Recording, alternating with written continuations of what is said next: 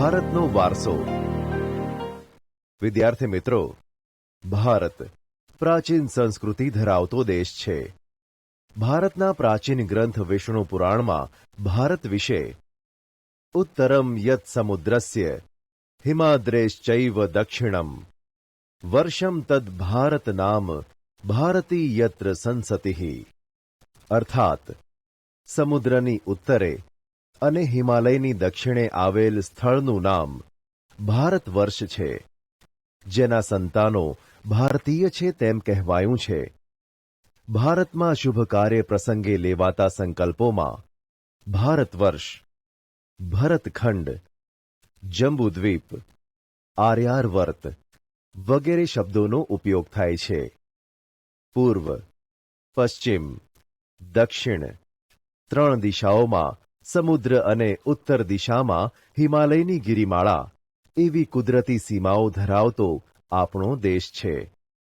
આપણા દેશની સમૃદ્ધિથી આકર્ષાઈને અનેક વિદેશી પ્રજાઓ વ્યાપાર કરવા આવી, સ્થાયી થઈ અને ભારતીય સંસ્કૃતિના મહાનદમાં ભળી ગઈ. આ આદાન પ્રદાનની પરસ્પર પ્રક્રિયા દ્વારા દેશમાં અનેક પરિવર્તનો જોવા મળ્યા છે અને એ રીતે એક પેઢીમાંથી બીજી પેઢીમાં આપણા વારસાનું હસ્તાંતરણ થયું અને તેનો સાતત્યપૂર્ણ વિકાસ થયો. ભારતનું સ્થાન અને વિસ્તાર. પ્રાચીન સમયનું ભારત ઘણું વિશાળ હતું અને હાલમાં પણ ભારત વિસ્તારની દ્રષ્ટિએ વિશ્વમાં 7મા ક્રમે અને જનસંખ્યાની દ્રષ્ટિએ બીજું સ્થાન ધરાવે છે. વૈવિધ્યસભર વારસો. ભારત ભૂમિએ આપણને અને વિશ્વને સમૃદ્ધ અને વૈવિધ્યસભર વારસો આપ્યો છે. ભારતીય સંસ્કૃતિ શાંતિપ્રિય અને વેપારી રહી છે. ભારતની સંસ્કૃતિમાંથી સત, ચિત્ત અને આનંદનો અનુભવ પ્રાપ્ત થાય છે.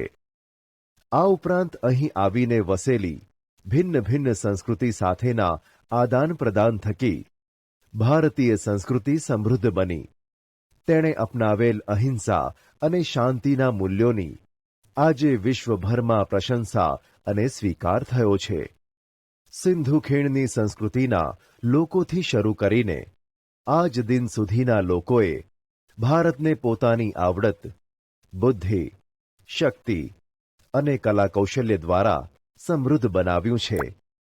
ભારતના ભવ્ય વારસાના નિર્માણ અને ઘડતર માટે અનેક ઋષિમુનિઓ, સંતો, વિદુષીઓ, વિદ્વાનો, ચિંતકો, કલાકારો, કારીગરો, વૈજ્ઞાનિકો, સંશોધકો, સાહિત્યકારો, શિક્ષણશાસ્ત્રીઓ, રાજનીતિજ્ઞો, ઇતિહાસકારો, સમાજ સુધારકો વગેરેનો અગત્યનો ફાળો છે.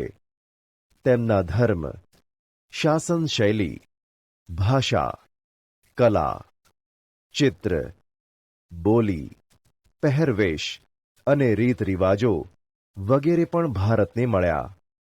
આ રીતે ભારતમાં ભાતીગળ સંસ્કૃતિનું નિર્માણ થયું. સંસ્કૃતિનો અર્થ. સંસ્કૃતિ એટલે જીવન જીવવાની રીત.